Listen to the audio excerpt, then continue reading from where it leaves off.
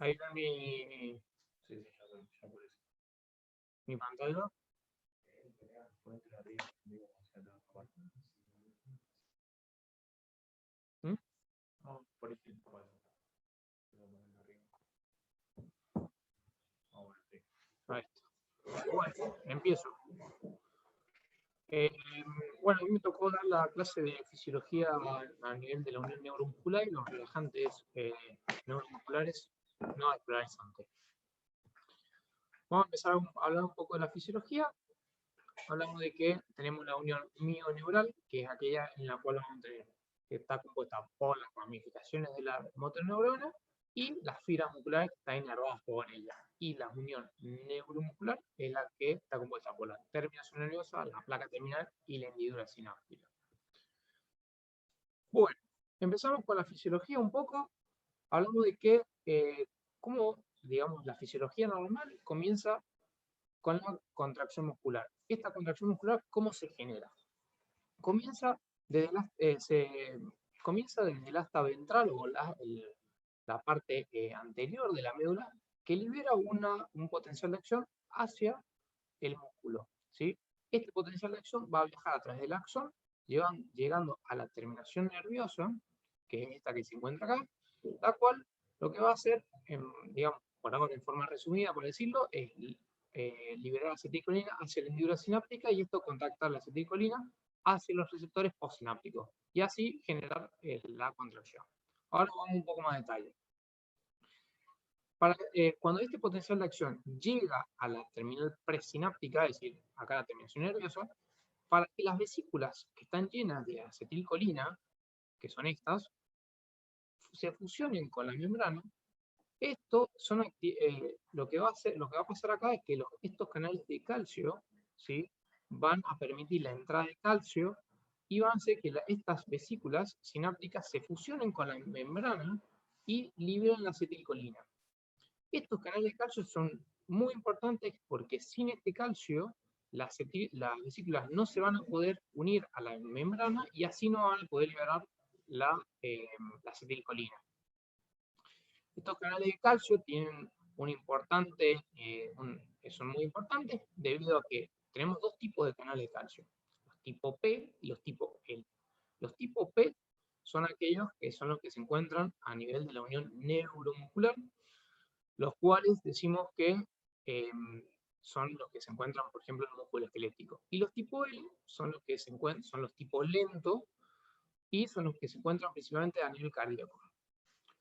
Esto es muy importante diferenciarlo porque los tipo L, por ejemplo, van a ser bloqueados con los bloqueantes cálcicos que se usan, por ejemplo, en pacientes cardiópatas, como los bloqueantes cálcicos, los dihidropiridínicos, como el diltiazem, el verapamilo, la nifedipina, que lo que van a hacer es bloquear estos canales lentos de calcio, pero a nivel cardíaco. Entonces, tenemos que saber que si está tomando el paciente bloqueantes cálcicos, no nos va a afectar a nivel de la unión neuromuscular.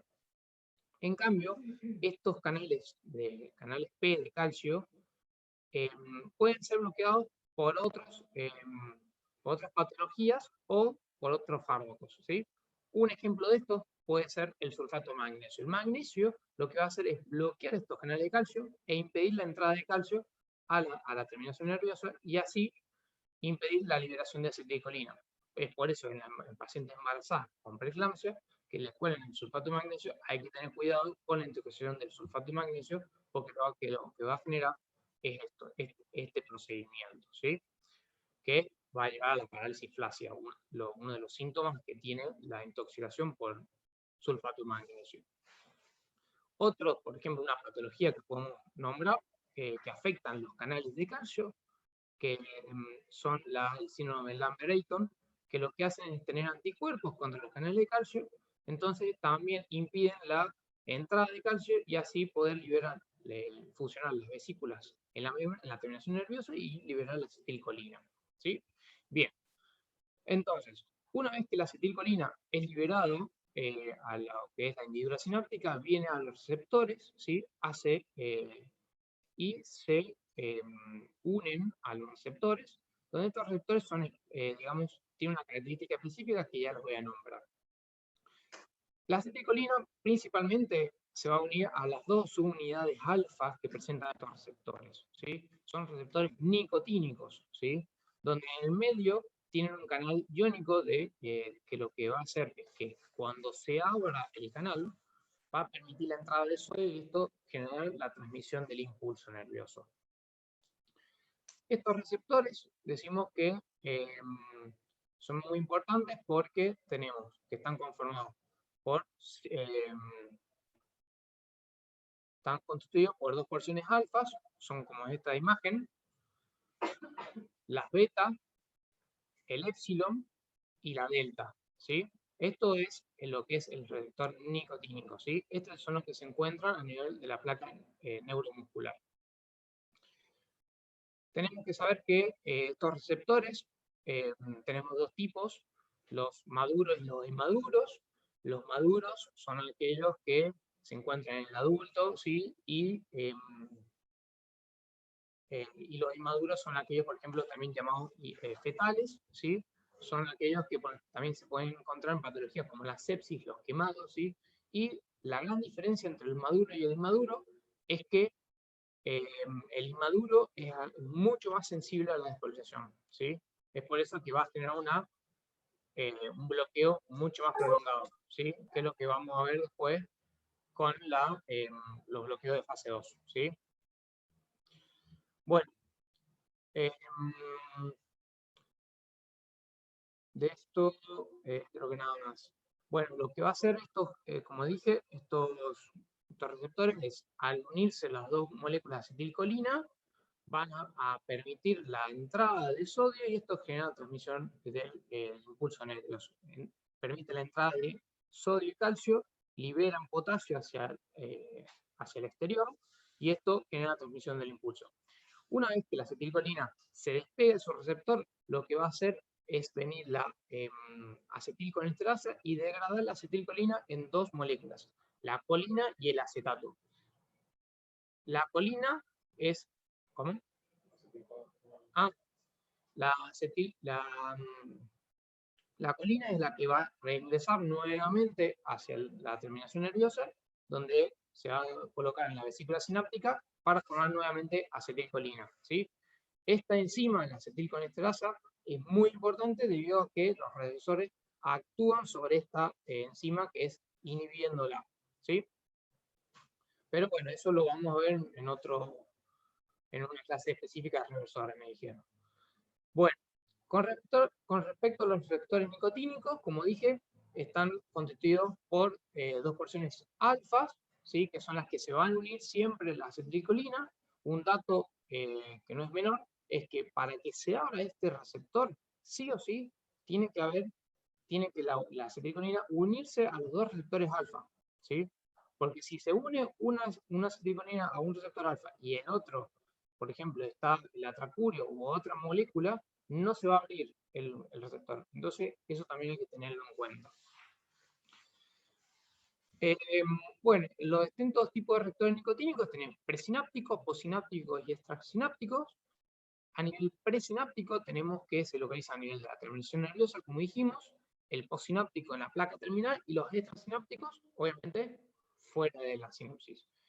La vida media son muy parecidos al presináptico y el posináptico, de 8 a 10 días. En otros lados leí que son hasta 2 semanas. Y los extrasinápticos menos de 24 horas. La afinidad que hay es que los presinápticos son muy afines a lo que son las bajas concentraciones de agonistas. A nivel postsináptico, también, tanto agonistas como protagonistas, pero el extrasináptico presenta mayor afinidad por el agonista que por el antagonista, ¿sí?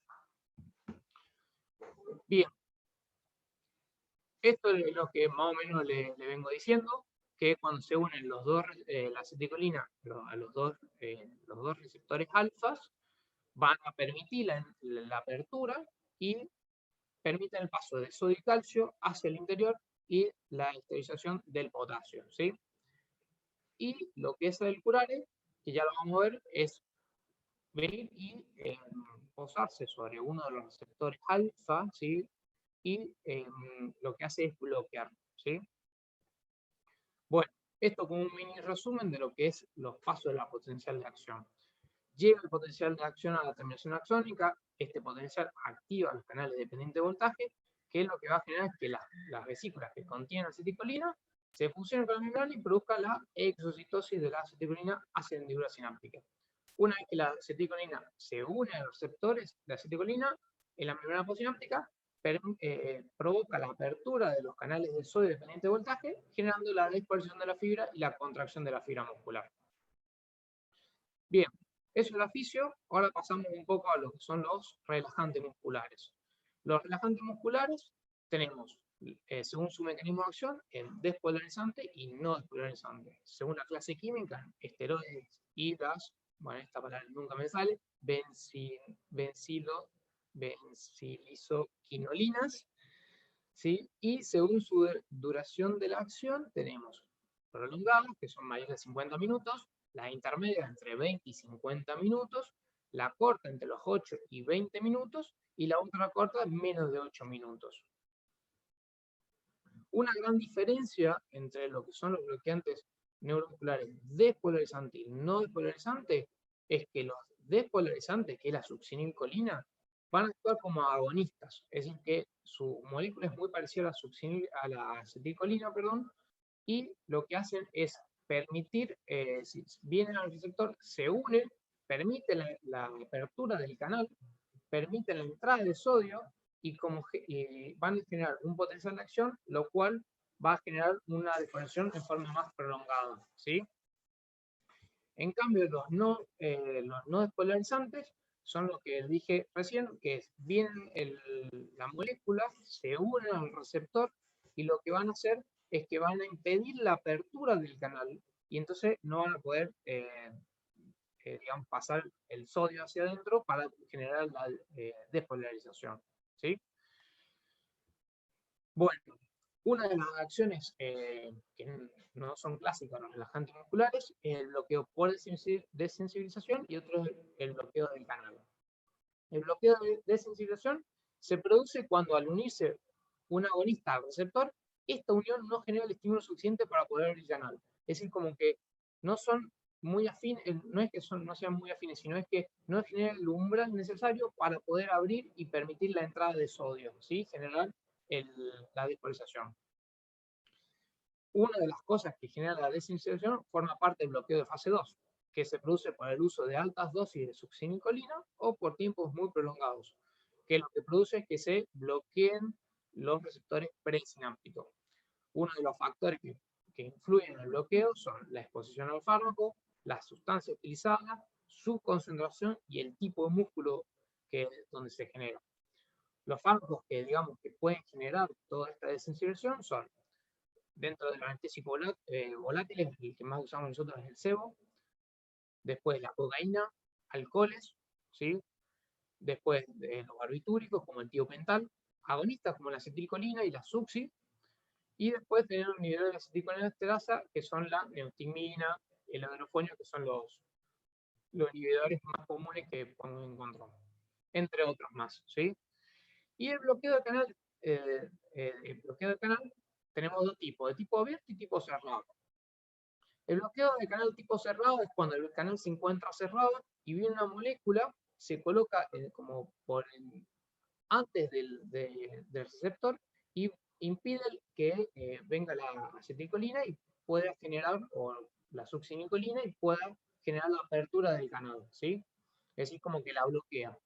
Y el bloqueo del canal tipo abierto es que el canal se encuentra abierto, pero cuando viene una molécula, está pasando por la unión, se queda como estancada y no permite el paso de iones de un lado hacia el otro lado de la membrana. Lo que es la dosis efectiva, decimos que es la dosis media para producir una depresión en la respuesta muscular del 95% del músculo del aductor pulgar. Estas dosis efectivas son muy importantes porque los grupos musculares centrales son más resistentes a la relajación que los músculos periféricos. Por eso primero como que se hacía toda la dosificación a nivel del músculo aductor de la pulgar y luego se probaba a nivel central. Es por eso que cuando vos querés intubar, es como dice acá, la dosis estándar de intubación se toma como 2 veces la dosis eficaz para paralizar el diafragma y los músculos de la vía aérea. Y como dijo Juanjo en su clase, la dosis eficaz del bloqueo neuromuscular no es más que la dosis eficaz para producir un bloqueo máximo promedio del 95% en la población estudiada. Bien, empezamos a hablar un poco de este grupo, bueno, que nunca me sale el nombre, que son el atracurio, el citracurio, mivacurio y toxacurio, ¿sí? El atracurio, como digamos, lo hemos visto varias veces, su presentación en la ampolla es de 50 miligramos en 5 mililitros, tiene una acción intermedia. Dentro de su farmacocinética es muy importante remarcar que tiene un metabolismo de Hoffman, que esto va a depender principalmente de lo que es la temperatura y el pH del paciente. Y además también tiene un metabolismo por esterasas. Tiene una vida media de eliminación de 20 minutos y por su alto grado de metabolización, ¿sí?, es ideal para pacientes con insuficiencia hepática y para insuficiencia renal. Esto es muy importante también remarcar que uno de sus metabolitos que genera es la laudanoxino, que en altas dosis es irritante cerebral, entonces no se recomienda utilizarlo en cirugías cerebrales, ¿sí?, de larga duración. Y las reinyecciones de atracurio tienen una acción clínica de entre 20 a 35 minutos. Y esta no aumenta más la duración, por lo cual no posee efecto acumulativo, que esto es muy bueno. Y, por ejemplo, yo lo vi varias veces en terapia, que utilizan bombas de infusión de atracurio por justamente que no tiene efecto acumulativo. Uno de sus principales efectos va a ser la liberación de histamina, que va a ser de todo este grupo de las benzinoquinolinas, que van a liberar histamina, ¿sí?, que va a generar eritema, hipotensión, taquicardia, broncoespasmo, ¿sí? La dosis para intubar va a ser de 0,5 miligramos kilo y podemos después mantener con boles de 0,1 miligramos kilo para mantener la relajación, si es necesario, y la dosis eficaz es de 0,25 miligramos kilo. Vieron que es la mitad, digamos, lo que usamos para la aductora del pulgar que para intubar al paciente. El comienzo de la relajación son aproximadamente 2,5 minutos y dura aproximadamente 50 minutos. Después tenemos el citracurio, donde su presentación es de una ampolla de 10 miligramos en 5 mililitros. Su acción también es intermedia, igual que el atracurio. La farmacocinética es igual, tiene una eliminación de Hoffman, tiene una vida media de eliminación de 29 minutos y no presenta efecto acumulativo. Presenta estabilidad cardiovascular a comparar la del BQ y la posibilidad de utilizar en insuficiencia hepática o renal como el atracurio. Escasa liberación de histamina y la dosis para intubar va a ser 0,1 miligramos kilo y la dosis eficaz de 0,05 miligramos kilo. Y su inicio de comienzo es a los 5 minutos, con una duración clínica de 45 minutos. Después tenemos el vivacurio, que la presentación es de 20 miligramos en 10 mililitros. Es un relajante de acción corta. La farmacocinética es que está degradada por la butililcolinesterasa, que no presenta tampoco efecto acumulativo, y su potencia es la mitad del BQ y el doble del atracurio. Eso es lo importante. Los efectos adversos de histamina liberal, como en todo este grupo, y tenemos que tener cuidado con los halogenados que van a potenciar su efecto. La dosis es de 0,15 a 0,25 miligramos kilo y la dosis eficaz de 0,08 miligramos kilo. El comienzo de la acción es a los 2 a 3 minutos y tiene una recuperación al finalizar la infusión de 3 a 5 minutos. Y por último, vamos a los fármacos de esteroides, donde dentro de esto tenemos el pancuronio, el RICU y el rocuronio. El pancuronio decimos que es un fármaco de larga duración y muy potente. La ampolla viene de 4 miligramos en 2 mililitros.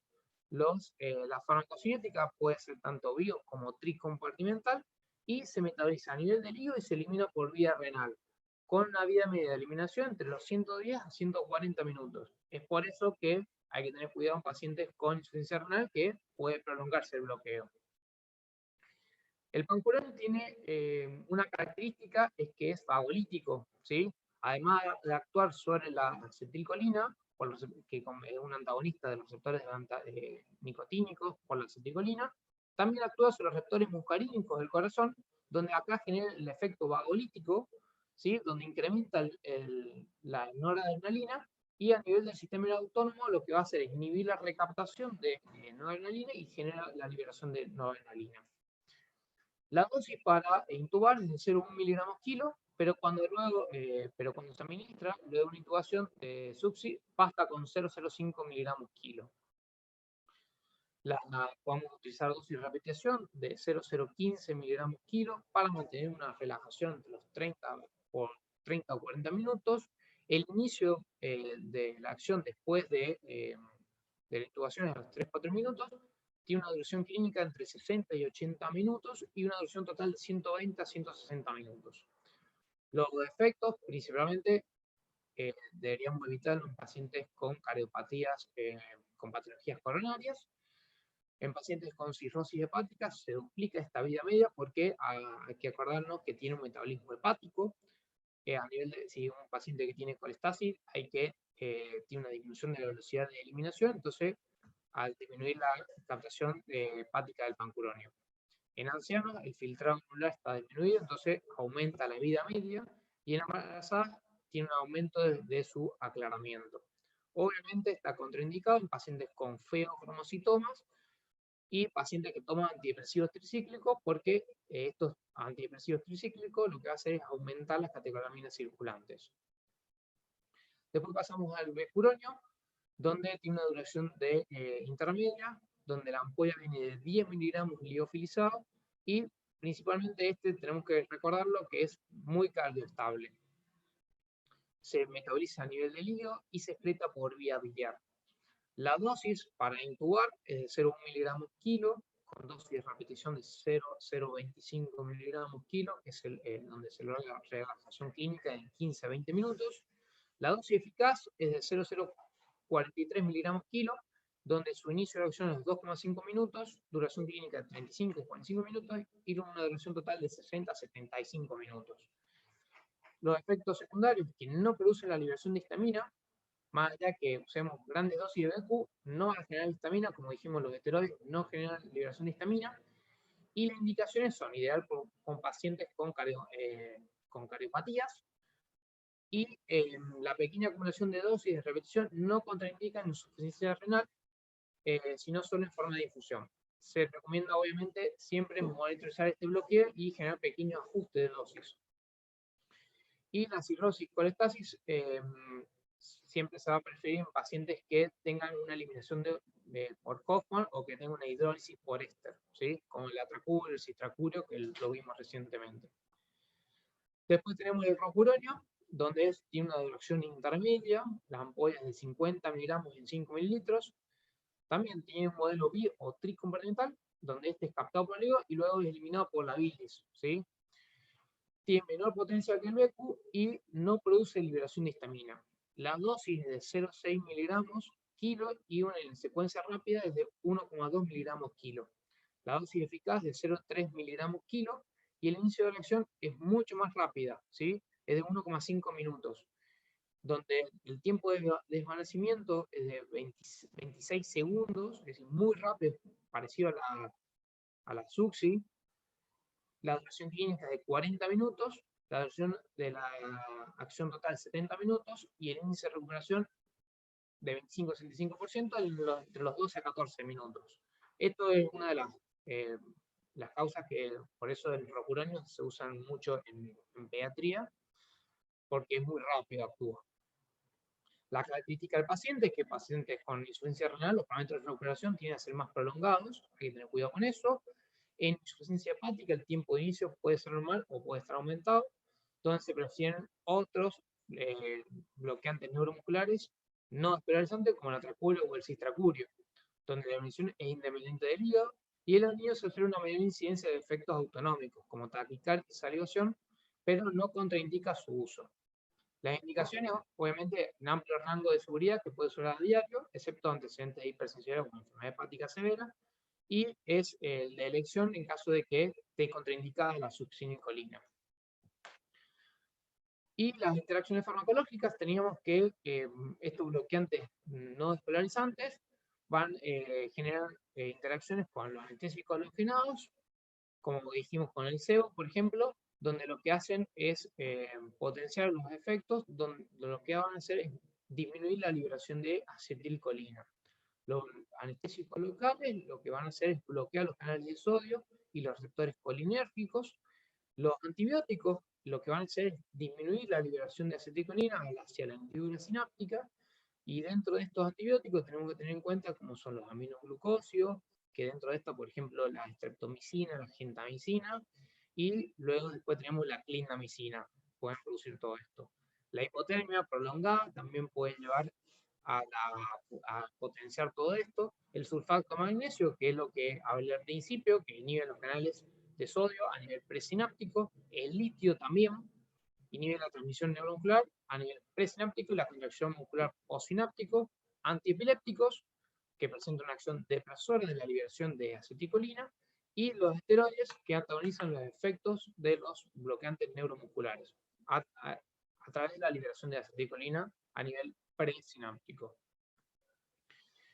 Y por último, tenemos las poblaciones especiales. Tenemos que las enfermedades cardiovasculares, como pacientes con valvulopatía, cardiopatía isquémica, insuficiencia cardíaca congestiva, debemos pensar principalmente en mecuronio y rocuronio.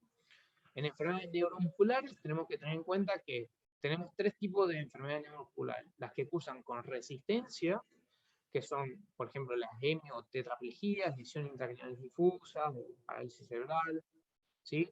Presentan, lo que tenemos que tener en la cabeza es que presentan una sobreregulación de estos receptores extrasinápticos, los cuales comienzan a aparecer desde las 48 horas y disminuyen hacia los 18 meses.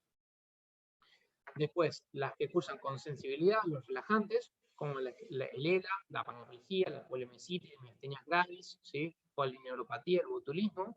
Y las que cursan sin cambio de las respuestas son, como por ejemplo la enfermedad de Parkinson, la esclerosis múltiple, lesiones intracraneales difusas. En las enfermedades renales, acordarnos que principalmente vamos a utilizar el atracurio, ¿sí? El rocuronio, el citracurio. En enfermedades hepáticas, obviamente también saber que la atracurio y el citracurio son los mejores por su metabolismo que tienen, donde en la insuficiencia hepática vamos a tener alteración del ácido base, hipercalemia, disminución del flujo sanguíneo hepático, ¿sí? Nos pueden aumentar la vida media, entonces tenemos que tener en cuenta todas estas cosas. En los pacientes quemados, tanto para la emergencia como para procedimientos reparadores, los relajantes de elección son siempre el atracurio o el citracurio. Nunca dar succinilcolina en pacientes quemados, porque nos va a generar hipercalemia, pero bueno, eso ya lo vamos a ver en la clase de succinilcolina. Pacientes pediátricos, lo que pasa en los pacientes pediátricos es que generan un aumento del volumen de distribución, van a bajar la fase metabólica, tienen madurez del filtrado glomerular y presentan mayor proporción de receptores fetales, que es lo que hablé al principio. Entonces, siempre se prefieren los bloqueantes neuromusculares de acción corta e intermedia. En los geriátricos presentan también disminución del volumen de distribución, a diferencia de los pediátricos, menor flujo hepático y renal, y a nivel postsináptico presentan menores receptores. Y en los obesos hay un cambio en el flujo tanto hepático como renal, hay un aumento de la pseudocolinesterasa, el enlentecimiento de los tiempos circulatorios y prolongación del tiempo que recobra. Entonces, siempre cuando vamos a usar un fármaco esteroideo, que de los bloqueantes neuromusculares esteroideos, como el pancuronio, el becuronio, siempre calculado con el peso ideal, ¿sí? Y el otro grupo que nunca me sale el nombre, calcularlo con el peso real, ¿sí? Esa es la gran diferencia para no generar ningún problema después en el paciente. Y bueno, eso fue todo.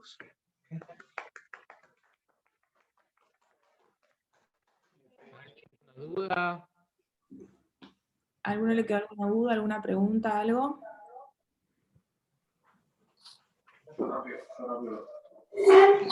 Yo quería preguntar qué chance había en pacientes que tienen hipocalcemia con el tema de la entrada del calcio, la unión a la proteína de calcio calmodulina y cómo va a repercutir en el citoesqueleto a nivel vesicular conjunto con los bloqueantes. ¿Cómo? No te entendí casi nada de la pregunta. De vuelta.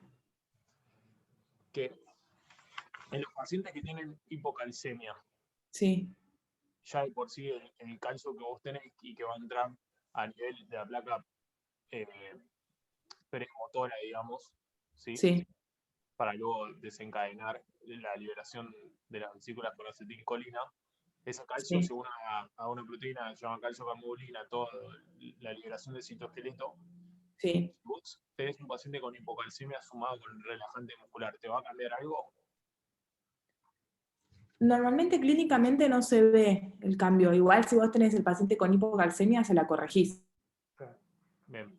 O sea, No, sí, pero me refiero que por ahí, antes de sacar el medio interno y todo, te pasa que la cirugía te entra en hipocalcemia antes de que vos te enteres, porque por ejemplo no le sacaste todavía el medio o estás esperando el medio y por ahí vas a ver algo, como puede ser, no sé, mayor duración del relajante o algo por el estilo.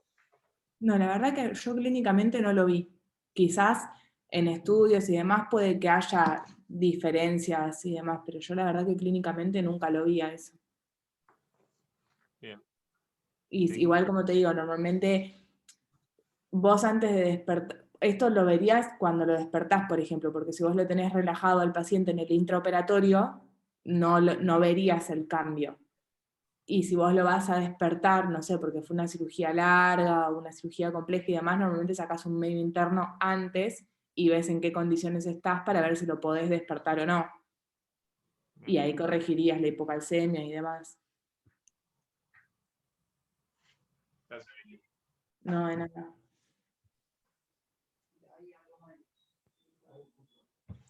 ¿Qué puso Mario Chisi? No.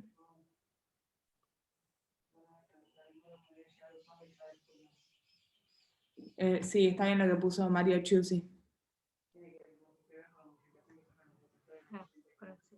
¿Lo leyeron? Sí, sí, sí. Con la sensibilización. Bien. Igual eso lo vamos a ver también en la clase de Suxi, claramente. Lo mismo que el bloqueo de fase 2, que lo pasaste como muy por arriba, eso se va a explicar bien en profundidad cuando se vea la clase de monitoreo de la relajación neuromuscular. Lo mismo porque es bastante más complejo todo para explicarlo, no es tan sencillo. Por ahora lo importante es que de esta clase sepan las dosis, o sea, claramente que sepan cómo funciona la placa neuromuscular, que es fundamental. Segundo, que sepan a qué grupo pertenece cada relajante, los tiempos de duración, las dosis, ¿sí? Que entiendan bien lo que es la D95 y lo que es la dosis de intubación, que no es lo mismo y que tienen que saber qué es, y en qué paciente se utiliza cada droga. O sea, no es lo mismo hacerle atracurio a un paciente con una insuficiencia renal que le haga pancuronio, ¿se entiende? O sea, saber en qué paciente aplicamos cada relajante muscular. ¿Bien? Y después, bueno, la Suxi, que vamos a ver que tiene un montón de pros y de contras, que es como amada y odiada a la vez. Lo mismo que el rocuronio que vos dijiste, está perfecto, es el único no despolarizante que podemos lograr que a dosis, al duplicar la dosis, podemos utilizarlo como si fuera para una secuencia rápida, ¿sí? Porque es el único que acorta su latencia. El resto, por más que aumentemos las dosis, la latencia no la acorta, ¿sí? Y que es el único que también tiene un reversor, que ya se verá en la clase de reversores, pero que actúa de manera diferente a la neostigmina, ¿sí? Capta sus moléculas aparte. Entonces, es el único que realmente vos, por ejemplo, si lo usaras para una secuencia de inducción rápida y el paciente después, no sé, no hay que operarlo o lo que sea, le podés dar el reversor y se revierte automáticamente. El resto tenés que esperar un tiempo hasta poder dar el reversor, que eso lo vamos a ver, como les dije, cuando veamos la clase de monitoreo de la relajación muscular. Pero bueno, vayan teniendo los conceptos, estudien las dosis, estudien qué para qué paciente, ¿sí?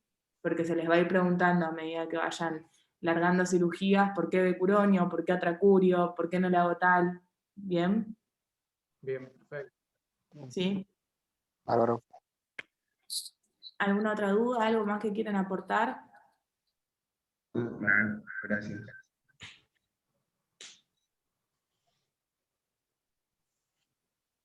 Bueno, si nadie más tiene dudas. Lo Chao, dejamos Vicky. después. Gracias. Gracias. Nos vemos. Nos vemos. Muy buena, Gracias. muy bien. Chao. Crack, todo, gracias.